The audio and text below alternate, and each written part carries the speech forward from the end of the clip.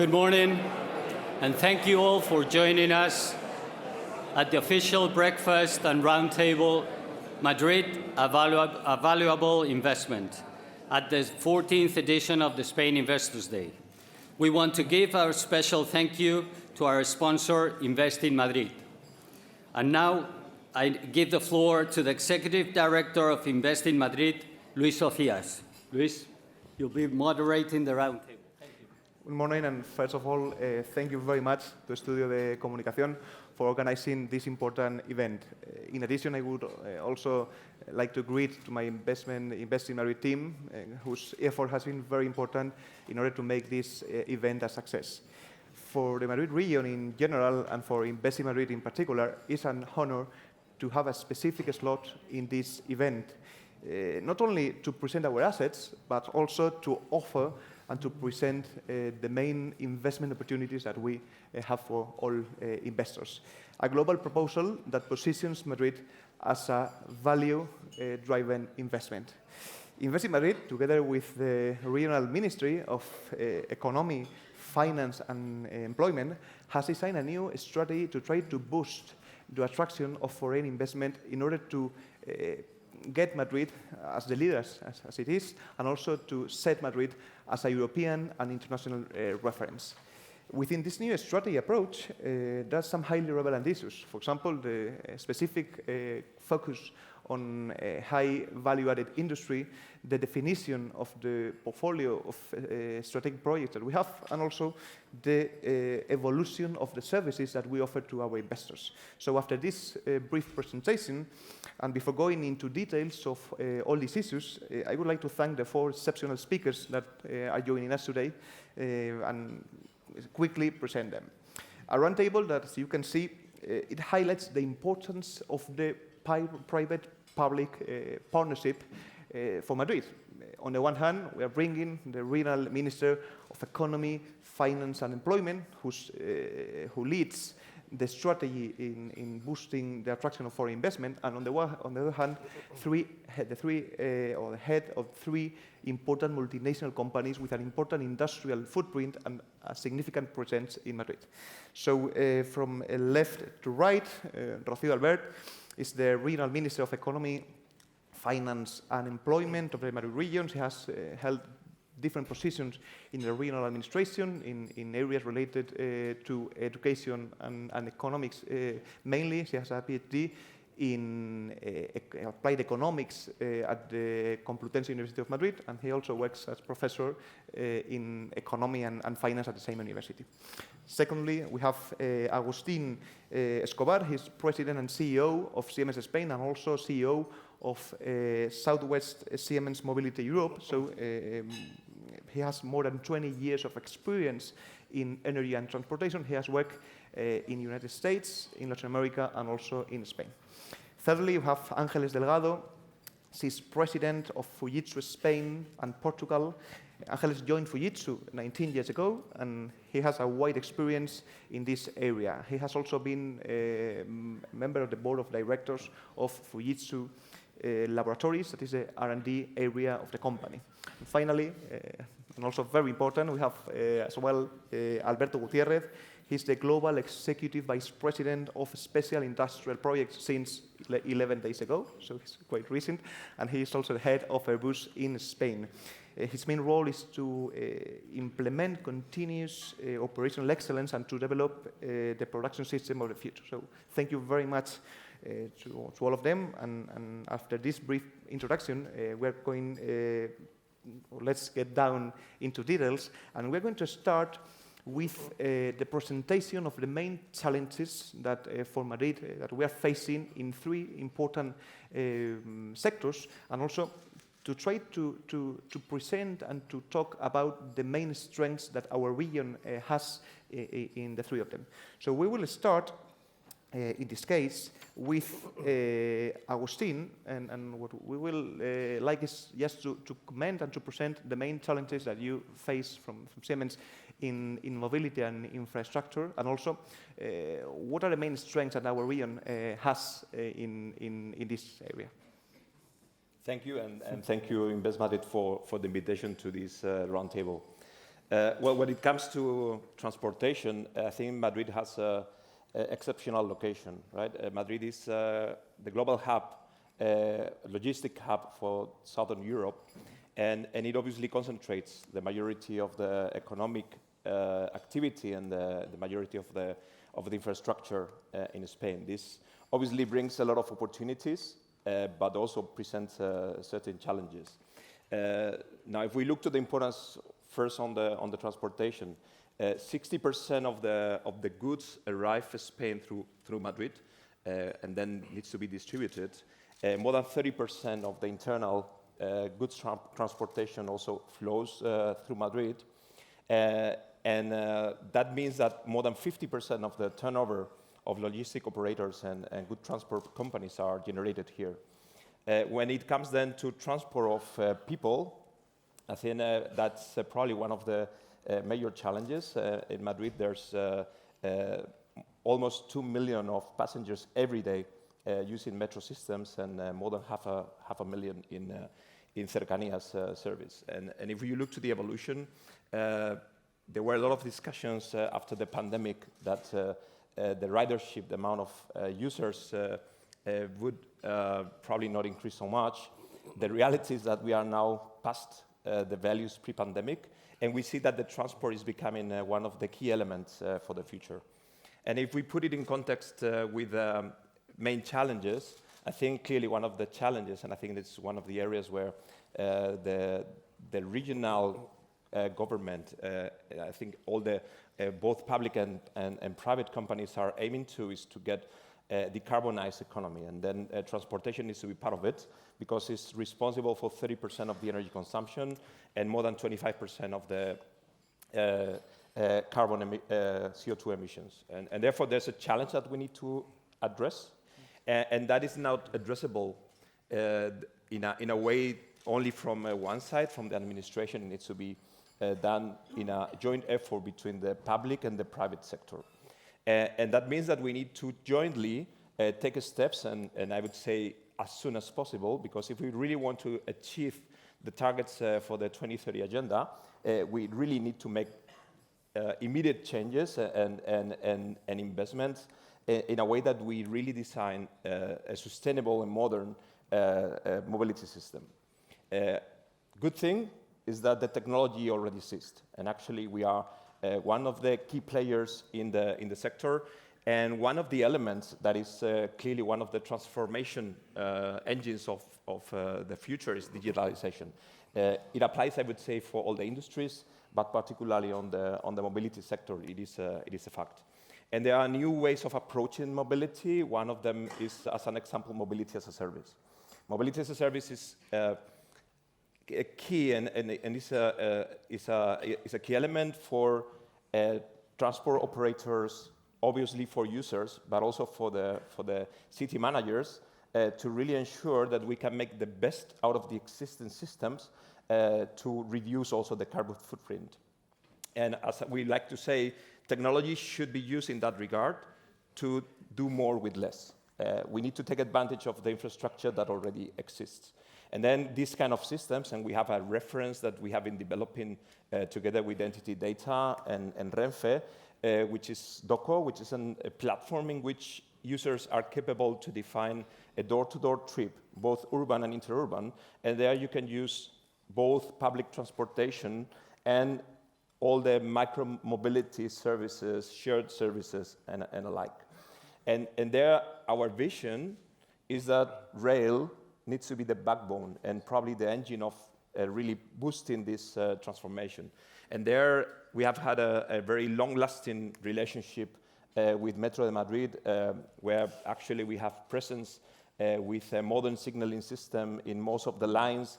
We developed the first CBTC, which allows to optimize, as I said before, increase the number of passengers, increase the frequency of the trains, taking advantage of the existing infrastructure and therefore not forcing a large investment. We are also trying to support in the development of Madrid Nuevo Norte, which actually will affect us twice because we want to be part of it, and it would be the first CBTC with fully automatic train operation, and we already have a reference by the way, in Barcelona, and we hope to be also part of this in Madrid. But it will also be very close to our new headquarters, so definitely a key investment and a nice challenge we want to be part of. And obviously, we are also part in all the Cercanías network. So we are a player, we see a lot of challenges ahead, and we want to be part of this ecosystem going forward. Thank you, Agustín. You mentioned digitalization, and I would give the floor to Ángeles and ask, what's your view in order to challenges regarding digitalization, and specifically the talent challenge that is one of the main topics that we are talking in many events and in many areas. So, Ángeles, you have the floor. Thank you. So, good morning, everyone, and thank you very much for inviting me to participate. So, digitalization is about turning the power of disruptive digital technologies that are developing at high speed into real benefits for the society, whether it's better public services, more competitive business, more prosperous lives for citizens, while making this in a sustainable way. Of course, there are challenges that we need to address, but benefits will be much higher. And one of these challenges is, as you mentioned, is talent. So more and more, many of these technologies are already available on a cloud-based model. So there's no need anymore to have complex tech infrastructures on-premise, but there is the need to convert this into tangible value for the businesses, whether it's more resilient operations, better cost efficiencies, enhanced customer experience, and that means innovation, that means creativity, that means coming up with new ideas, being able to collaborate inside and across the industries, designing new business models. So what we are talking here is about people and about talent. And this is what's gonna be the key differentiator. So the ability to attract talent becomes a crucial topic for the regions. And the biggest challenge regarding the talent is the talent gap. So according to McKinsey, by 2027 in Europe, we will have a gap talent in tech between 1.3 million people up to 3 million people. So the ability to attract digital talent will make the difference and will define the winners in digitalization. And I do think Madrid is really excellently positioned to become a leader in these talent attractions for several reasons, three major reasons. One is there is a clear commitment. So when we hear statements from the president of the government of Madrid saying Madrid to have 40% of the GDP in digitalization, or Madrid to become the digital hub of Southern Europe, I think these political statements and commitments are really important. Second, because it's a business-friendly region. And at the end, are companies the ones who attract talent, and companies are the testing field for the new digital technologies, and therefore creating new opportunities and initiatives and businesses. And we need to take in account that talent is attracted by innovative projects. So we create this kind of virtuous circle. And in fact, today, Madrid is a location for 31% of the big companies in Spain, is the preferred location for tech companies in Spain, and today is the second European region in terms of tech jobs, amounting more than 260,000 jobs. And the third reason is because I think that the digital strategy of Madrid shows that we are not going to repeat some mistakes from the past, like thinking that complex problems like digitalization can be addressed through simple solutions.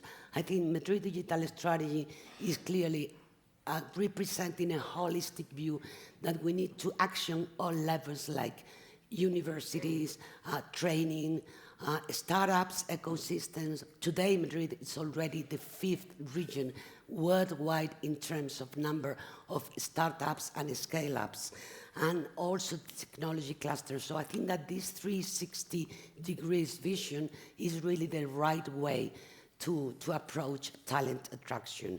So we are in the right direction, and what we need to do, as you were also mentioning, is to keep working jointly, public and private sector, to create to generate, to develop, and to attract talent wherever it is, from all sources, mainly young talent. So we need to keep working with the universities and with the mid-degree schools also, not only in bringing new tech contents, for example, quantum computing, but also including these kind of soft digital skills that are so relevant. We need to work more together on female talent. So across Europe, the tech roles held by women, it's 22%. If we are able to increase this percentage, that would be an enormous help to close this gap that I was mentioning before. We need to look out of the big cities. So sometimes in the big city of Madrid, the labor market is like more dynamic. But we need to look into the rural areas, because now technology also allows to have workers outside of the big cities. We need to think of foreign companies. We are seeing in FUJITSU more and more number of workers that work for the European headquarters, but they choose to live in Madrid. And we see more and more workers, for example, in some industries like gaming or audiovisuals, who decide to live in Madrid even if their companies are not established in Madrid. And another important source of talent is disability. So this is people who have a much lower employment rate than the rest of the population, who are willing to learn. And for example, in FUJITSU, we have an agreement with ONCE. We are training them in cybersecurity, and we will hire 50 people with disability in our company in the next 7 years. And finally, I think if we take into account the current geopolitical situation, mainly since the Ukraine war began, many tech companies were closing down their delivery centers in Russia, and there's a growing demand from European countries to get technology service delivered from Spain, services like cybersecurity, like cloud, like AI, like applications developments. I think Madrid has an enormous opportunity, because if we combine this trust, being in the European Union geography, with the cost competitiveness that we have and the excellent level of professionals, I think that will be also another accelerator to really turn Madrid into the digital hub of Southern Europe. Thank you very much, Ángeles. Very interesting points, and we're going to complete the sectorial vision with Alberto, and we would like to give us a view on what are the main challenges on the aeronautical sector, where AIRBUS is very, very relevant, and specifically Madrid. Well, thank you, Luis, for moderating that one, and good morning, everyone. Thank you for the invitation, and already my congratulations to the Comunidad de Madrid for this event. That I'm amazed about the level of interest that this is showing. So allow me maybe by characterizing what is Airbus in the world, what is Airbus in Spain. Airbus is number one company in the sector, in the aviation sector in the world. We are based in more than 70 locations across the globe, across the globe, and with more than 140 different nationalities working in the company. 140,000 employees, 10% of them working in Spain, so something like 14,200 employees working in Spain, and the majority of them working in Madrid. Madrid, we are based in different locations. Our main site is in Getafe with more than 8,400 employees. This is probably the biggest industrial and development site in Spain as we speak today. And we are hosting in Getafe activities on the different divisions, from defense to civil to helicopters. And there is the peculiarity that the headquarters of a military system, which is one of the biggest business in the company, is based particularly in Spain. So significant activities down in Madrid, including some space activities that we have as well in Tres Cantos, with a company named CRISA, which is 100% Airbus property, and something that is small, but we feel extremely proud of, which is our rapid prototyping lab, we call Up Next, where we are working on hydrogen and zero emissions development center, which is going to be one of our challenges. So back to your question, what are the main challenges we are facing in the company? Maybe the most imminent one is our ramp up. Means that after COVID, as SIEMENS was already, as Agustín was already mentioned, COVID was impacting mainly the mobility, it was impacting the commodity of mobility. And we are selling mobility, we are selling moving people from one place to the other. So we were heavily impacted by COVID with more than 40% reduction in terms of activity. Now we are exactly in the opposite situation. We are ramping up like hell. The demand is huge. As a matter of fact, the biggest issue that we are facing today is that we as a sector, not just only as an Airbus company, we are not capable to deliver all the demand that the market is asking for. Even though we are increasing significantly year after year, and our target is just only on the 320, on the single aisle model, to move up to 75 units per month by 2026, we are not yet at the level of expectation that the market is asking for. I will not disclose numbers because, as a matter of fact, today we will disclose the orders and deliveries later tonight, but we are increasing significantly, and we will increase by next year as well significantly. So how to cope with this huge demand, it's something that is taking us busy every single day.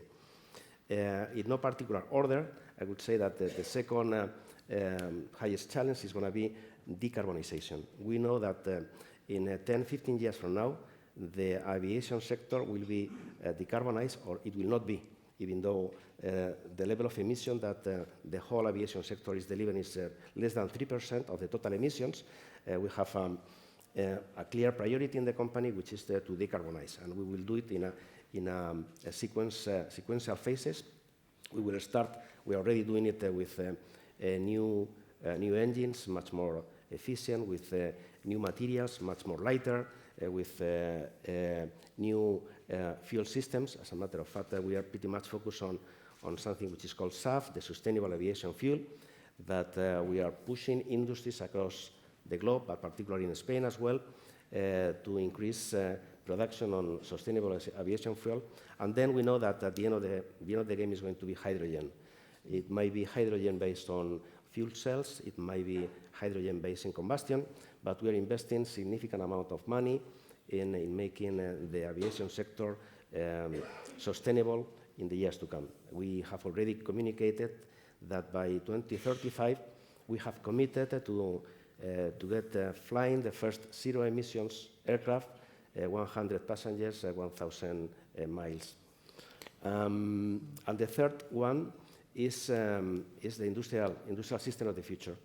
We know as well that as soon as we will communicate to the market, there is a new aircraft, and this new aircraft is going to be 5, 10, 25, or zero emissions better compared to the previous one. We will stop selling the previous one. And in our sector, the life cycle, the lifetime is quite high, quite a number of years, as a minimum of 10 to 8 years since you communicate until it is being flying. And this is also due to all the regulatory framework. Safety is priority number one, and we will not put anything flying that is not 100% safe. So how to move from zero rate production to 75 in 2-3 years' time is something that will only be able if we have an industrial system that is prepared to do so. And this is based on digitalize completely the life cycle, starting by the so-called DDMS, which is digital design, manufacturing, and services. So digitalize end-to-end from design to services, but by using the digital twin, but also not just only digital twin on the product and services, but also using digital twin on the means and tools. So the industrial system that will accompany the new product has to be as well digitally twinned to the product as well. And this has to do with, as I said, end-to-end digital continuity. It has to do with robotics. One of our targets is whatever can be done or could be done by a machine should be done by a machine. And back to what Ángeles was referring to retain talent and to attract talent is going to be based in using our people in what they do best. And to do manual activities that machine can do is not the best way to attract people. So those are, in a summary, the three main challenges that the company is facing today. Perfect, thank you very much. And once we have presented the main challenge of three important sectors, we would like to ask the regional minister in order to explain the more detail of the strategy that you are leading in order to boost the attraction of foreign investment in our region. So you are the floor. Ladies and gentlemen, good morning to everybody. First of all, I would like to thank you to the Investor Forum for organizing this meeting. I think that we have the pleasure to be here and to be part of it. It's a place where it brings all the key stakeholders of the investment, and it converts Madrid in an international reference in investment within Spain and all around Europe and the world. Luis asked me about what are the most important assets or strategies that we have for investments, and I think it's quite difficult just to explain just one. We have an exhaustive list that probably you have in a portfolio or a QRS that you have in your seats, but if I have to spotlight or to focus in one, I would say that in Madrid there is not a magic or a formula for investment, but it is that we are reliable, we have transparency, and you know that we are not going to change the rules at the middle of the play. Madrid has worked for a long time in a strategy of being friendly with all the investors, with all the firms, and we are continuing to work on this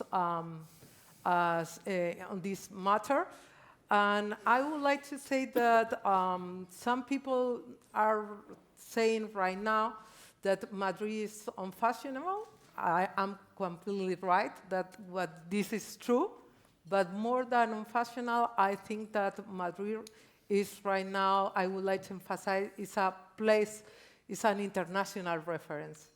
And I would prefer to use that is an international reference because fashions, trends may go and come, but the real results made by a strategy give very good results for us.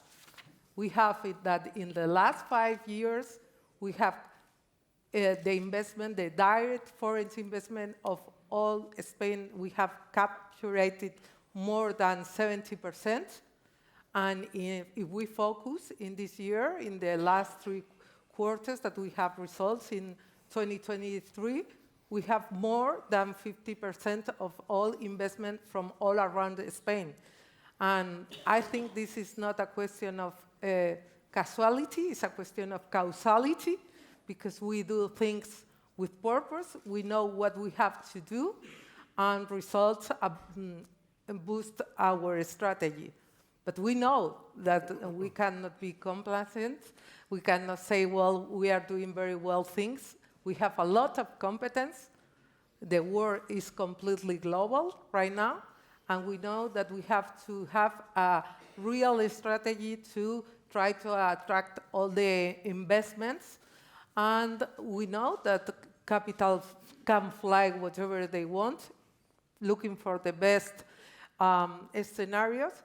But we decided to make, and we have developed, with Invest in Madrid Investment, just focusing in 7 sectors. It's not a numero clausus.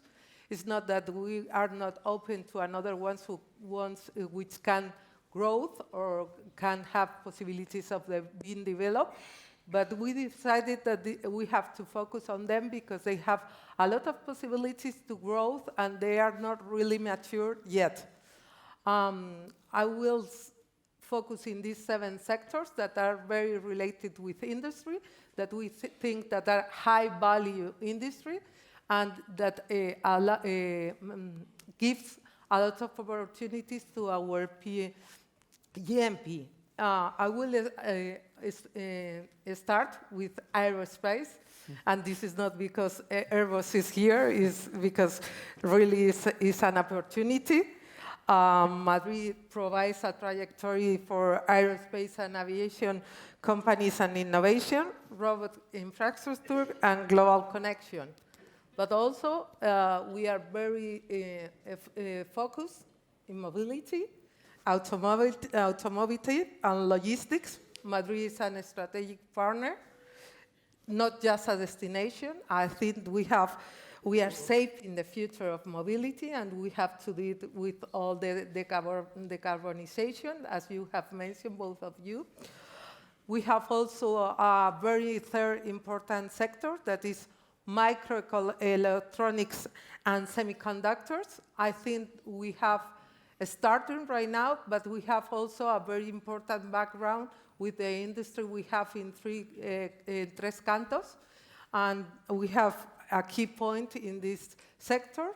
We have also data centers that we can be right now one of the reference of also Southern Europe. We have 37 data centers, and we have a lot in the pipeline, so we have a lot of space to develop much more of them. Also, it cannot be in another manner, digitalization and IT. Madrid offers special conditions thanks to a skilled workforce. We know that we have a problem with talent, but also we have to take into account that we have 6 public and very important public universities and 13 private universities that are giving us a very skilled force stack. And also we have 1, 2, or 3, one of the best school of business. So we are in the best place to have the most talent people working for us.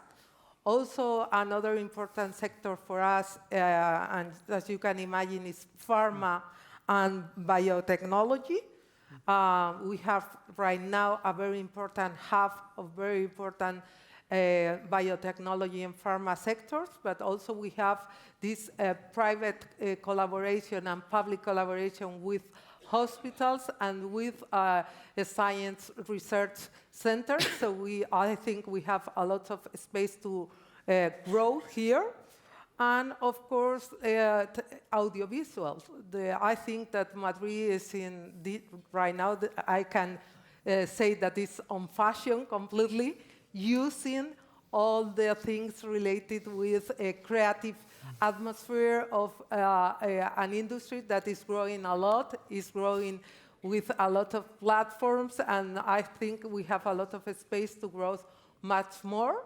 In fact, right now we have what we call the boulevard of Broadway, that it could be Gran Via, and of course IFEMA, and all the places where we are having a lot of creative industry. And in the place, we decide also in our strategy, I cannot look at you because if I look at you, my microphone doesn't work. But in geographies, we are focusing, of course, in United States, because United States, we capture 50% of all the direct investment from United States of all over Spain, but also it cannot be in another manner, are very important, Great Britain and France. But Germany is very important, it's in our 4th position, but it is very important because it creates a lot of talent jobs, and for us this is very important. And of course, Latin America is one of our best relationships. We have the comparative advantage that with all of them talk in Spanish, that I think we have to have this opportunity, and also we have cultural ties. And in Latin America, I will focus in Mexico, Colombia, Argentina, and Chile. But as I mentioned before, we are open to all of them, to all Latin America, and we focus on that, for example, because Mexico right now is our 5th investor in Madrid, so we have to be on the focus on them, but we are open to all Latin America. We are open also, of course, to Asia, especially to Japan and to Arab Emirates. And I will say that one of the main characteristics of Madrid region is that we are open to any investors, any investor from any country. We want to be the place to invest, but also the place to live.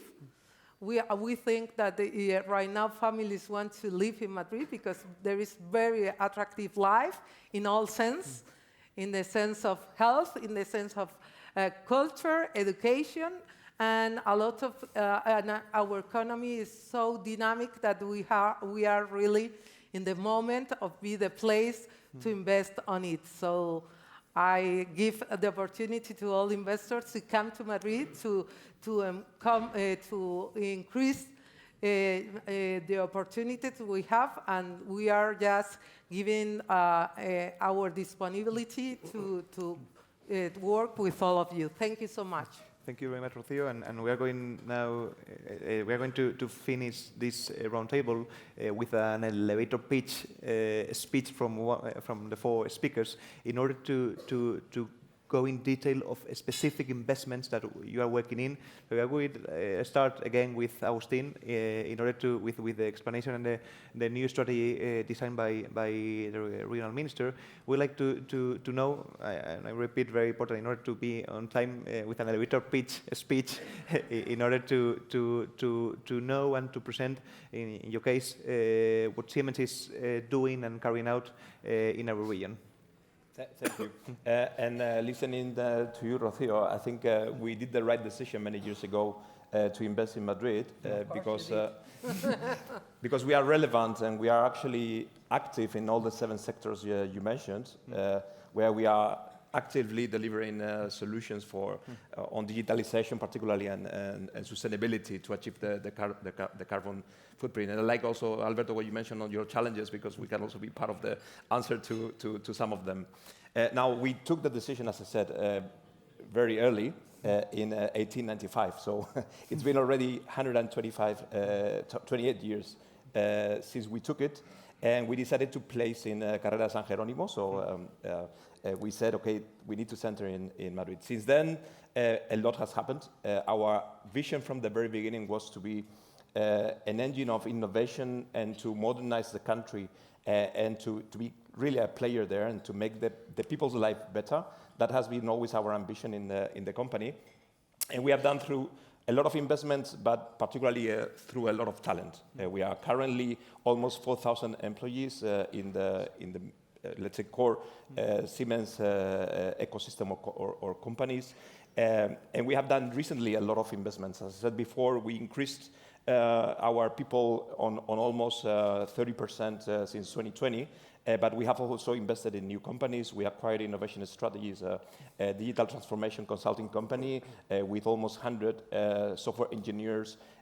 We have placed a lot of global hubs, actually, many of them here in Madrid. Cybersecurity, we have more than 100 experts providing services not only for Spain, but globally.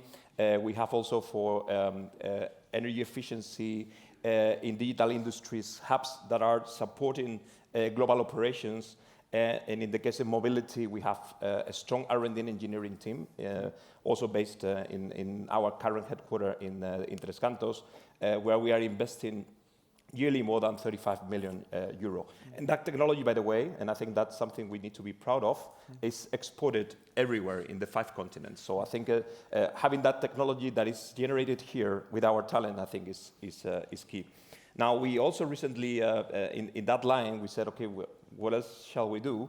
And we made an important announcement, and we decided to build a new headquarters. It will be based in Las Tablas, and for this, we will have an investment of 160 million. So I think that is also proof that our company, even though it's a German company, when we are in a country, we really become a local and really involved in the economic development of it.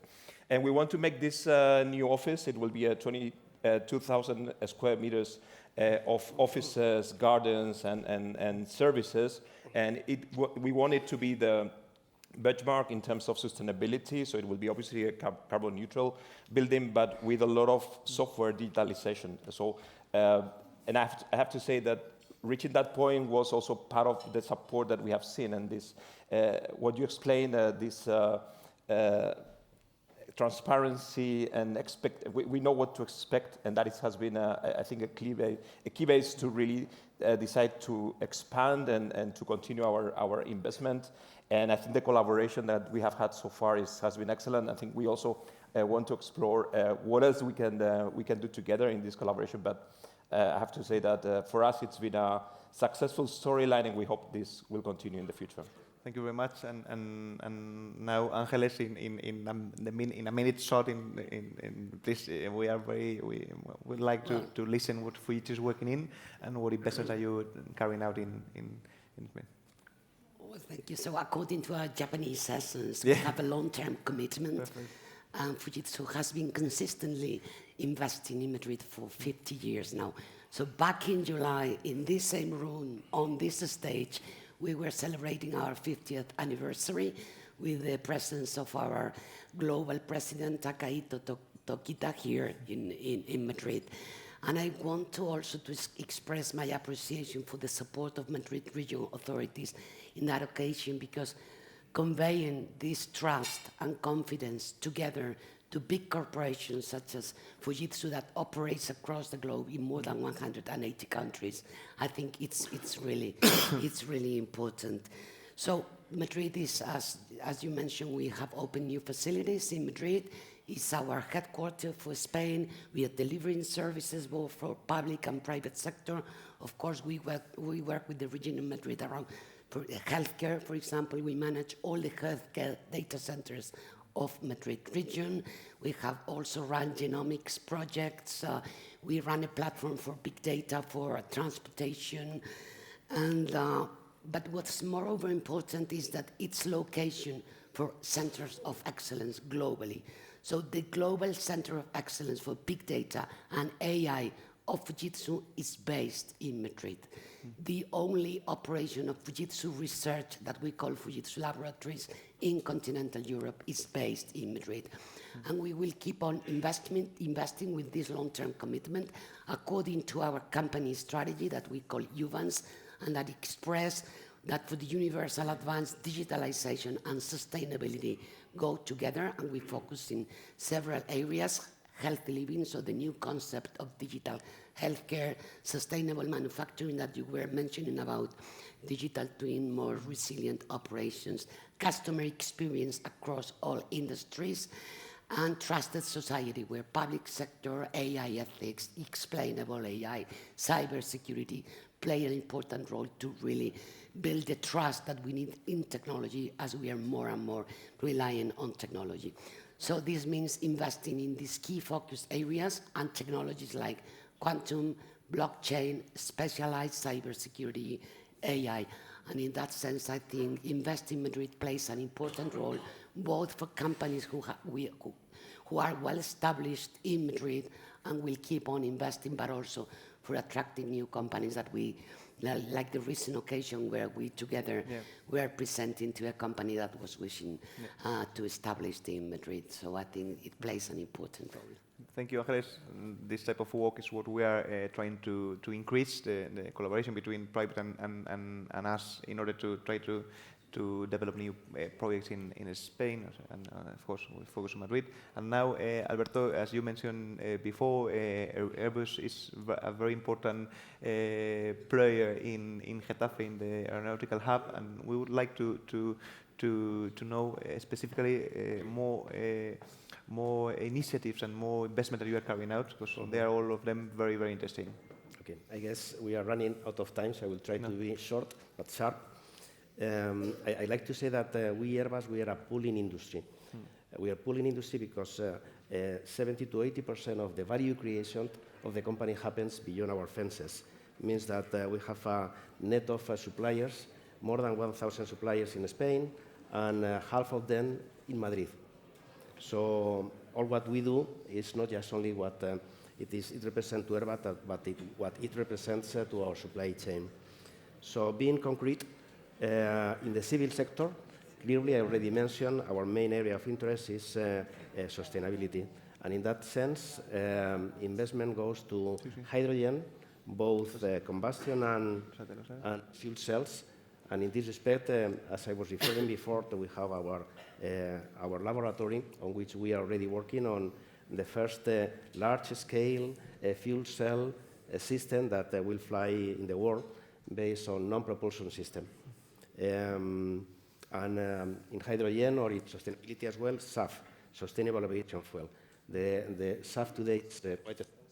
There is low production, so we want to make this circle of making a higher level of production that will decrease the price that could allow to fly more sustainable aviation fuel, which, by the way, delivers 80% less CO2 emission compared to the traditional fuel. On the defense sector, good opportunities. The defense budget across Europe is increasing up to 2% of the GDP. This is an amazing amount of budget that is being flowing into the industries. We are working heavily. We are part of the consortium of FCAS, Future Aircraft Combat System, which is not just the replacement of Eurofighter. And as I said, our life cycles, they are long. We are talking about what is going to be the air dominant system that will protect the European skies by 2035, 2040. And there is billions of investment flowing down in the FCAS. Eurodrone is another consortium, another European project that is based on a medium altitude, long endurance unmanned vehicle that will be part of this FCAS, which, as I said, is not just only the fighter itself, is not the combat, but it's all what is around, from the combat cloud to the space connections, to the ground connections, to the drones that will accompany any type of mission. And on the space side, we are moving from the big satellites, communication satellites, to constellation of satellites. And as well, we are working heavily on those constellation of satellites, particularly in Getafe. And last but not least, as well on the space side, Europe has an issue, which is we are short of launchers, and Europe cannot be an autonomous and sovereign region in the world if we cannot put our satellites on the space, not just only producing satellites, but also placing those satellites in the space. Ariane 6 is the next generation of launchers that will be ready to carry out this operation soon. But we need to start working on the next generation of launchers based on reusable launchers.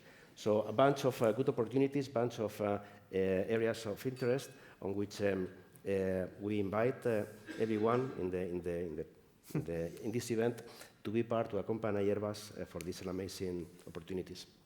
Thank you very much. It's very interesting for us to listen on specific projects and investments that important companies as yours are carrying out. For us, for Investment Madrid team, it's a pleasure to give help and to try to make things easier. And we are going to continue in that line. And it's one of the reasons why, in this case, and I'm going to give the floor to the regional minister, is working in developing new instruments and new ways of supporting this type of companies. So we would like to know specifically, the new ways that you are leading and you are trying to set in order to make things easier to investors. That is what you mentioned in your first question.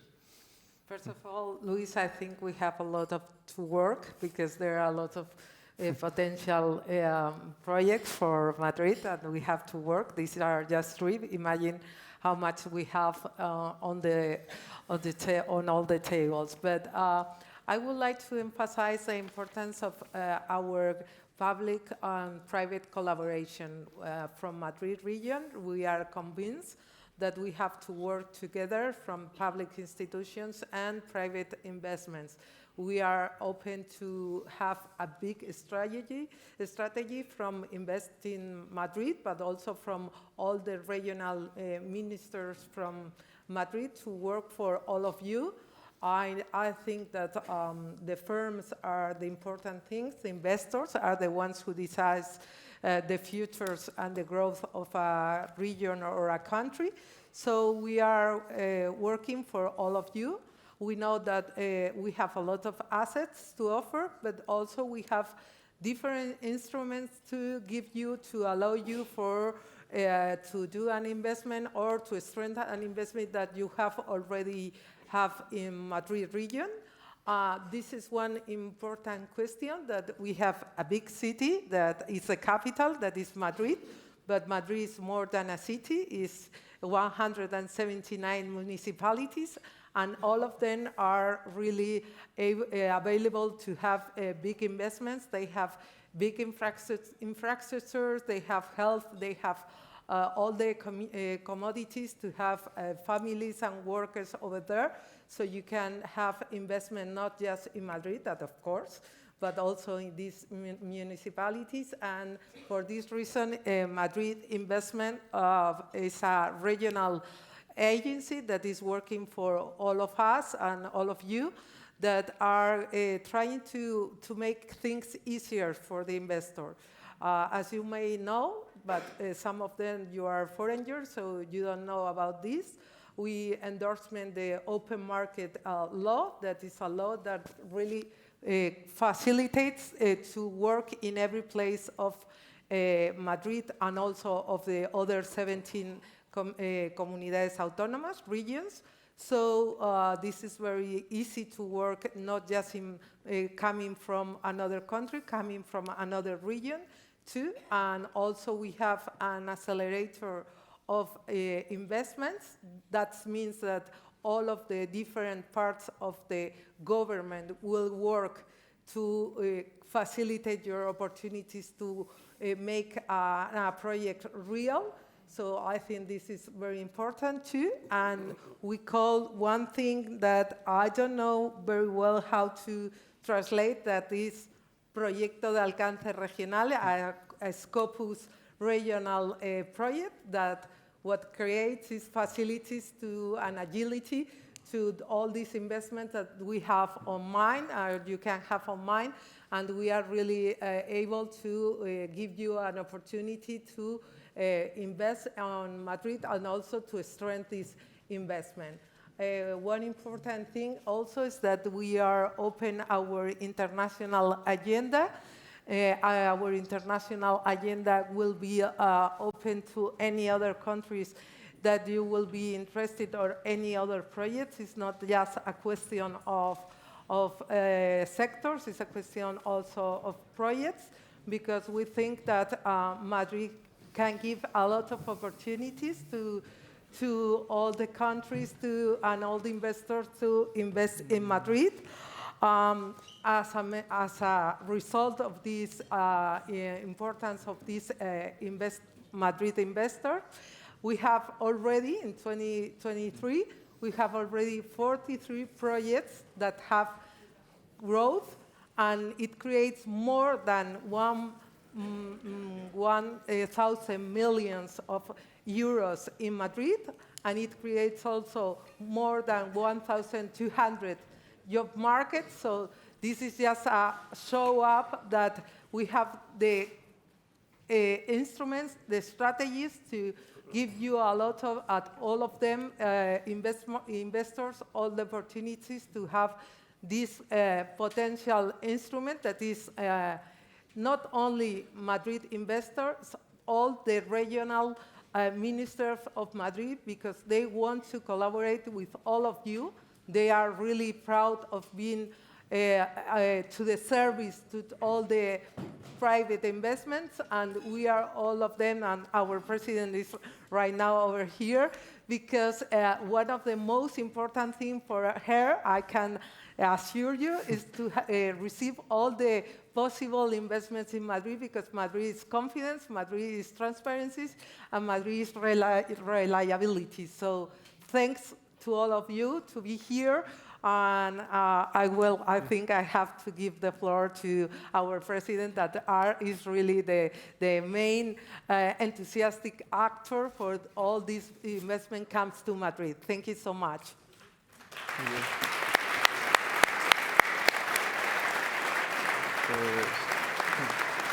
So thank you.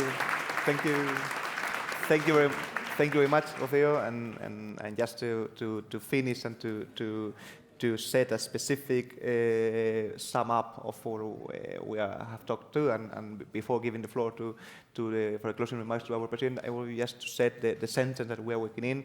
Madrid offers a dynamic market. Madrid offers institutional stability and a very commitment of being a predictable administration. So we are very open. We have in the new study that the regional minister has established, we have a commitment of increasing the high value-added industry, and here FUJITSU, AIRBUS and SIEMENS, we have 3 good examples of them. So thank you very much for your attendance, and thank you very much all for your assistance. Thank you.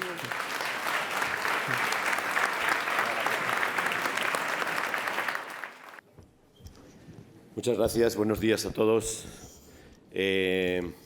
Primero, confirmaros la noticia que los churros no engordan, con lo cual podéis estar tranquilos.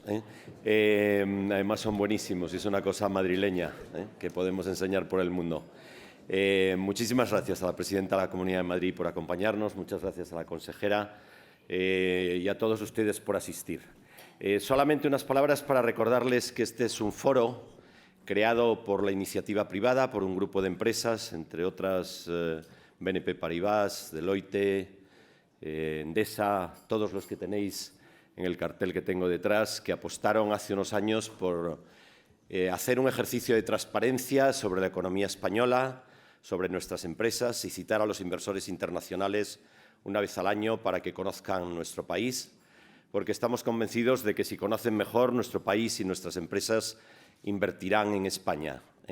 Tenemos un país que necesita capital, que necesita que los inversores vengan aquí, y llegan y vienen. Y nuestro país, los últimos datos de BME, uno de los que impulsan este foro, dicen que más del 50% del capital de las compañías cotizadas están en manos de inversores internacionales. Cuando hay un país que tiene una bolsa fuerte, que tiene una bolsa en la que las empresas acuden a financiarse, ese país tiene más riqueza, crea más empleo y es un país más dinámico. Y necesitamos que nuestra bolsa continúe creciendo y para eso necesitamos que la normativa ayude a esa bolsa a crecer y que la fiscalidad también ayude a esa bolsa a crecer. A mí me gustaría aprovechar que está la presidenta de la Comunidad de Madrid para hacer un pequeño resumen de la jornada de ayer y de lo que los inversores piden a nuestro país. Muchas de esas cosas que piden las encuentran en la Comunidad y por eso Madrid es hoy, sin duda, uno de los motores de inversión de nuestro país. Los inversores piden, en primer lugar, seguridad jurídica, que haya un país confiable, que haya un país donde la justicia funcione y que haya un país donde funcione, a ser posible, con rapidez. El segundo tema que preocupa más a la inversión para confiar en un mercado es que las normas no sean demasiado complejas, que las administraciones públicas no pongan demasiada normativa y que las administraciones, sobre todo, lo que hagan es gestionar. Y esa es una de las terceras peticiones que hacen los inversores a las administraciones públicas, que es que las administraciones funcionen y que tramiten los permisos y los expedientes con la mayor rapidez posible. La pandemia ha sido una cosa que ha lastrado en parte el funcionamiento de las administraciones. El teletrabajo también ha ralentizado muchos de los procesos y es una de las cosas que preocupan a la inversión, que cuando hay que hacer algún procedimiento, que cuando hay que hacer algún permiso, pues realmente las administraciones funcionen. Pero, como os digo, yo creo que los inversores, algunos de los que han participado en esta mesa, que son grandísimas multinacionales que confían en España y en Madrid, han explicado por qué lo hacen.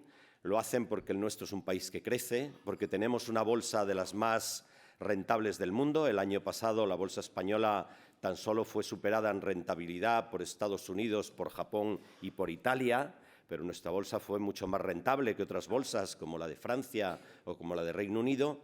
Y además las compañías españolas cotizadas en bolsa llevan 30 años batiendo récord en reparto de dividendos.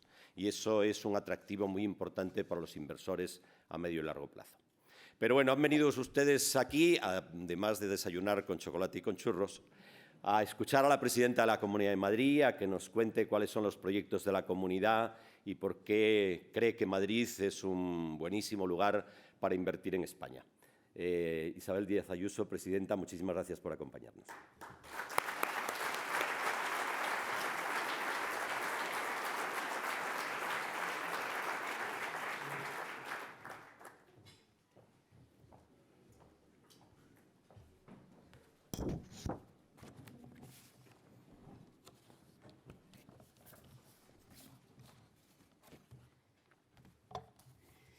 Muy buenos días a todos.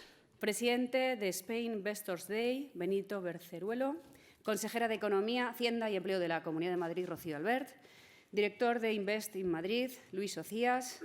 Consejeros del Gobierno de la Comunidad de Madrid. Presidentes de la Cámara de Comercio de Madrid y CEIM, Ángeles y Miguel Garrido de la Cierva. Presidentes y consejeros delegados de empresas que nos acompañan.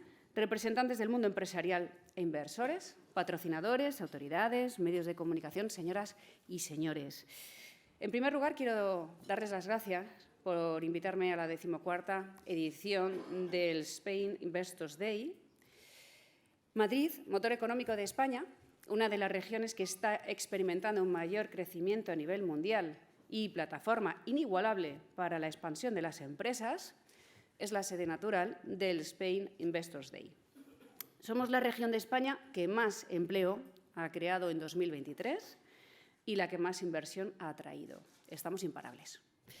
Tenemos ilusión, proyectos, ambición y lo más importante que puede tener una persona, lo más liberal que se puede tener, que son las ganas. Y por eso no hay mejor lugar que Madrid para debatir sobre los retos presentes y futuros de la economía. Todo lo que ofrece hoy la Comunidad de Madrid no es fruto del azar, no es casualidad, responde a una forma diferente de ver la vida, de pelear con bravura, de esforzarse, de acoger con los brazos abiertos a quien nos visita, de agradecer quienes vienen aquí a ser un madrileño más desde el primer día, a trabajar, a crear puestos de trabajo. Y además los ciudadanos de Madrid tienen un interés inusual por todo lo que acontece en el mundo. Es algo que nos ha caracterizado siempre. Y por eso nuestras políticas son liberales, abiertas y ofrecen un marco flexible de oportunidades. Somos la casa de todos los acentos, la de los que arriesgan y viven cada día con la ilusión de vivir esta aventura por alcanzar unas metas y porque la vida es precisamente esto. La vida son riesgos, es incertidumbre, es eso, aventura. Y quienes solo hablan de los riesgos y solo lo hacen desde el miedo, es porque no quieren salir de su zona de confort y tienen siempre ese afán por cerrar, por prohibir, por dirigir, en definitiva, por no dar un palo al agua. Y, sobre todo, son máquinas de impedir, auténticas industrias de la protesta, que en numerosas ocasiones lo único que pretenden es buscar cómo medrar entre las ayudas de la Administración y los perceptores. Madrid, sin embargo, es tendencia y mestizaje, es excelencia y amor por el trabajo bien hecho, un concepto que se está perdiendo. Las cosas bien hechas, con cuidado, con detalle, intentando ser siempre los mejores en lo que hacemos. La Comunidad de Madrid defiende sin ambajes la creación de riqueza y defiende y reconoce a quienes la crean. Recibimos con alegría a quienes quieren venir aquí a vivir, a estudiar, a crear una familia entre nosotros y no nos importa de dónde vengan. Tenemos la mayor esperanza de vida de Europa y probablemente del mundo actualmente. También tenemos el mejor ocio nocturno del mundo, no sé si es casualidad, gran seguridad en nuestras calles, los mejores hospitales públicos, el mercado laboral más paritario y un sistema educativo integrador y de calidad. Sí, y es la región donde las cosas suceden. Y esto se produce frente al falso igualitarismo y a la politización de la vida normal. Nuestra política económica es clara, es conocida y robusta. Nuestra bandera es la libertad. Y gobernamos al servicio de España, aunque hoy haya quien rema en contra. Y esto tiene sus consecuencias. En los primeros meses de 2018, antes de que llegara el actual Gobierno, España recibió 40.700 millones de inversión extranjera. En el mismo periodo de 2023, recibió 18.300 millones, es decir, un 55% menos. Y esta deriva se va agudizando, aunque Madrid resista como una aldea gala. Porque no solo es una baja fiscalidad, sino todo lo demás expuesto, lo que hace crecer cada día.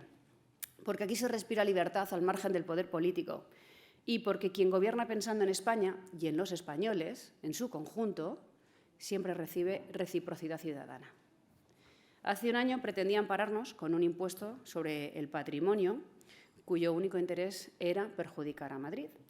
Pero las ganas corren más rápido y nosotros ya hemos anunciado nuevas medidas fiscales para compensar el daño. Ahora pretenden mercadear con las deudas autonómicas con el mensaje más nefasto posible, condonarlas. Y esto solamente porque conviene al poder político, en este caso al Gobierno. Y esto es una gran estafa porque la deuda no se evapora, se reparte y, por tanto, vuelve a recaer en todos los contribuyentes de nuevo. Y porque no es seria la Administración, que peca de morosa.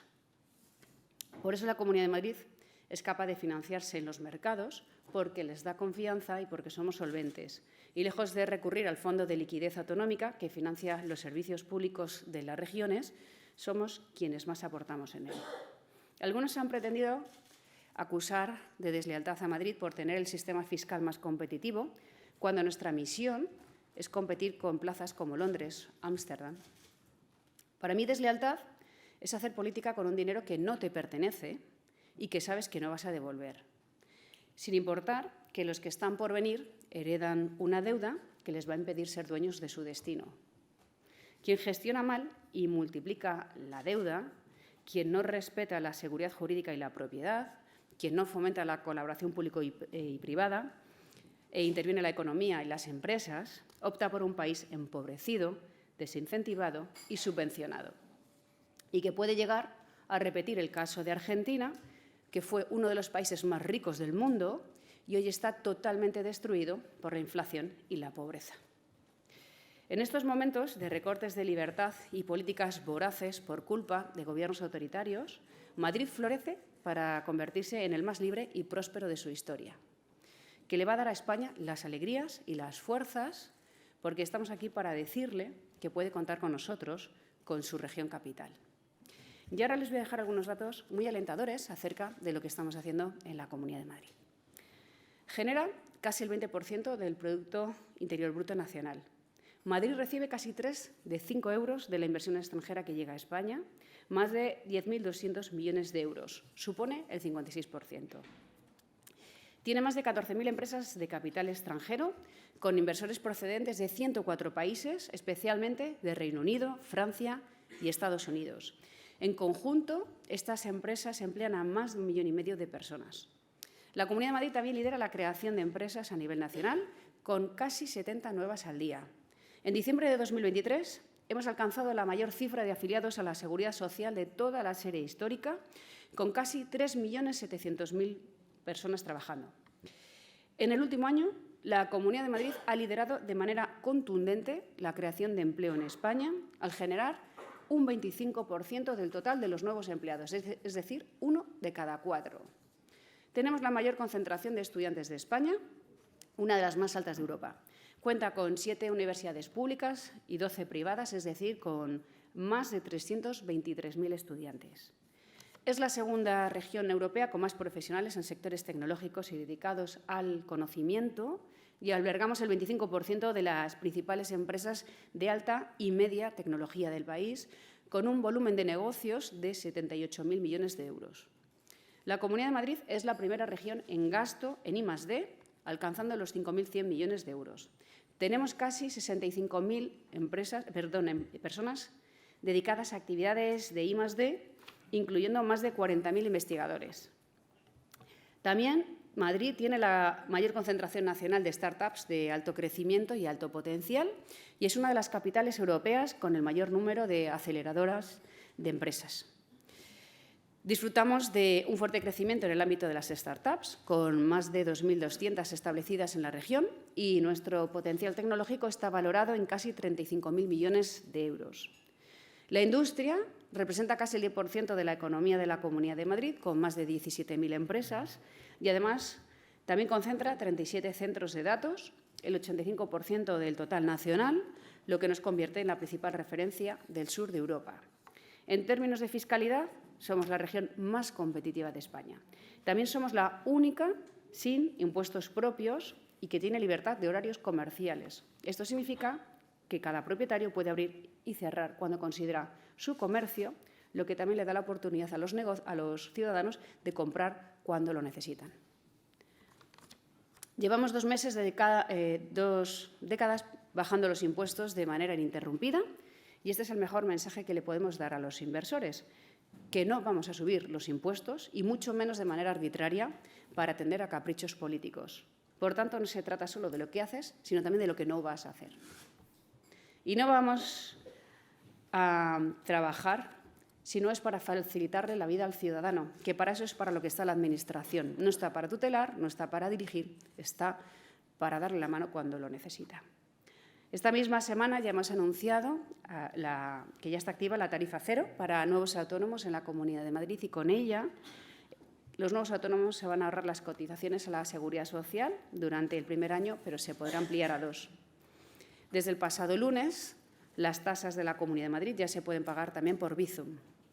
Hemos aprobado la primera y la única ley de mercado abierto que hay ahora mismo en España, que permite a las empresas instaladas en Madrid o aquellas desde Madrid que quieran operar en otras regiones, hacerlo sin licencias añadidas, trabajando como un único mercado y no como 17. Y esto sucede mientras otras administraciones amenazan a las empresas que libremente quieren operar fuera de sus regiones de origen, interviniéndolas de facto y olvidando que detrás de cada inversor y de cada empresa hay una persona, hay una familia, hay proyectos personales, hay raíces y, por tanto, no puedes ni expulsar ni pretender mover a las empresas con tanta facilidad, porque detrás de ellos hay lazos, hay intereses, hay afectividad, en fin, hay personas. También contamos con una línea abierta contra la hiperregulación, a través de la que ciudadanos y empresas y autónomos pueden poner en conocimiento de la Administración trámites que consideran innecesarios o que están obsoletos. Y si comprobamos que esto es así, se eliminan. En 2 años hemos quitado o simplificado más de 200 normas y trámites por esta vía. También disponemos de una aceleradora de inversiones que agiliza la tramitación de proyectos de inversión que resultan de interés para la región, a la vez que estamos dando grandes pasos con los proyectos de alcance regional que ofrecen un régimen jurídico específico para inversiones que, por su naturaleza e impacto social y económico, cuenten con razones de excepcional interés público. Siendo la región donde menos impuestos se pagan, este año los madrileños vuelven a protegerse del verdadero impuesto a la clase media y a los bolsillos vulnerables, que es la inflación. Y por eso volvemos a deflactar todos los tramos del IRPF autonómico, mientras añadimos nuevas deducciones fiscales por múltiples vías, las últimas especialmente dedicadas a acompañar a los jóvenes en la compra de vivienda, a las familias, a los estudiantes y, por ejemplo, a los comercios tradicionales en su día a día y que se están quedando rezagados. Y todo esto solo es el principio. Nuestro objetivo para esta legislatura 2023-2027 es consolidarnos como la región más atractiva y abierta de Europa para la inversión extranjera, con el objetivo de conseguir el pleno empleo a través de la digitalización, la formación profesional, la mejora de la calidad educativa en su conjunto y el apoyo a la actividad empresarial. Y vamos a seguir llevando a Madrid por todo el mundo para atraer talento y oportunidades. Nuestra tarjeta de visita, como acaban de comprobar anteriormente, es INVEST IN Madrid, que es nuestra agencia de atracción de inversiones, cuyo foco está puesto especialmente en Estados Unidos, Reino Unido, Francia y Alemania, así como Hispanoamérica y Asia, aunque estamos abiertos al mundo entero, por supuesto. Hoy les vamos a presentar también el cuaderno Comunidad de Madrid, una inversión de valor, con información que también tienen en la misma web de INVEST IN Madrid. Y además de proyectos deportivos y culturales, cada vez más de moda, y que son una gran tarjeta de visita, como ha comentado anteriormente la consejera en la anterior mesa, nuestra industria pasa también por otros muchos sectores. Nuestro potencial industrial está cada vez más fuerte, especialmente en el sector aeroespacial y la defensa, la automoción, el transporte y la logística, en una región que no puede tener mejor ubicación. Los centros de datos, la digitalización y la inteligencia artificial, el sector de la farmacia y la biotecnología, la microelectrónica, los semiconductores y la industria audiovisual. La Comunidad de Madrid dispone de más de 3 millones de metros cuadrados de suelo industrial y espacios para la actividad económica y la innovación en 51 municipios de la región. Cuenta con 6 parques científicos y tecnológicos y más de 70 polígonos industriales y nuevos desarrollos urbanísticos. Y Madrid también es verde. Tenemos el segundo parque nacional del país. Somos la región con mayor porcentaje de suelo protegido en proporción a su extensión. La mitad de los vehículos eléctricos matriculados en España. En la pasada legislatura hemos plantado 500.000 de árboles y hemos creado las condiciones idóneas para reintroducir el lince ibérico en Madrid, que se suma a otras muchas especies que antes estaban en vías de extinción. Y esto es así cuando digo que somos la región de los contrastes y donde todo es posible. De hecho, por ejemplo, en Madrid, uno puede llegar en metro a una viña. Queridos amigos, cada vez más personas nos lo dicen y seguro que lo están escuchando. Estoy convencida de ello porque se propaga por todas partes. Se dice muy frecuentemente, quiero irme a Madrid, qué suerte que estés en Madrid, mis hijos se quieren ir a Madrid, o están allí felices, sus amigos también, o aquellos que temporalmente viven fuera, como echo de menos Madrid, que quiero estar allí para que me dejen en paz, en mi casa. Y esta combinación de vida popular y callejera, de seguridad, de contrastes, con los negocios más punteros, los contrastes de un vagón de metro, las tradiciones y las vanguardias de la mano, porque no hay que enfrentarlas, siempre van de la mano, de grandes eventos, de tabernas, en un pequeño mapa con 179 municipios donde hay campo y hay tecnología, patrimonio cultural y natural como en pocos lugares del mundo. Esta mezcla única es lo que nos hace realmente especiales. Pero hay algo que nos define como a nadie, y es la libertad. Y si Madrid no es libre, no es Madrid. Y cuando nos preguntan, ¿libertad para qué? Siempre contestamos, libertad para vivir. Así que, bienvenidos a su casa, a Madrid. Muchas gracias.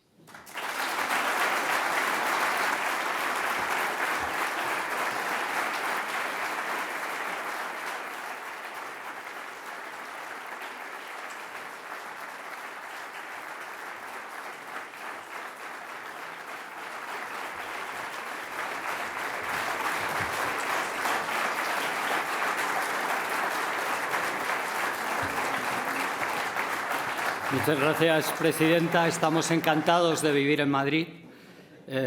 Thank you all for your attendance to the Roundtable Madrid, a valuable investment. The next event, the lunch colloquium, will start at 1 o'clock, and it will be chaired by the Minister for the Economy and Trade and Enterprise, Carlos Cuerpo. You're all welcome. Thank you very much.